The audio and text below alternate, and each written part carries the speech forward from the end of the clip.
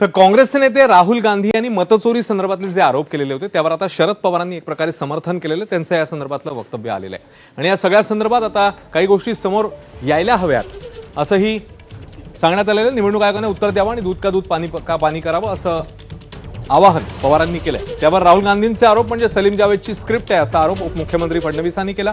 तर निवडणूक आयोगाला विरोधक शपथपत्र द्यायला का घाबरतात असा सवालही फडणवीसांनी विचारला. जे काही प्रेझेंटेशन होतं त्याच्यात सखोल जाण्याची गरज आहे.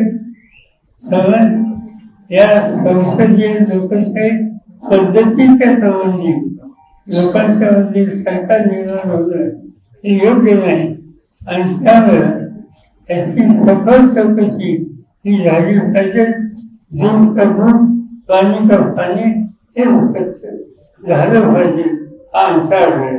आमची माहिती चुकीची असेल हे देशाला सांगितलं पाहिजे आणि आम्ही सांगितलं पाहिजे की आमची माहिती चुकीची. पण नसेल तर सत्य होतं हे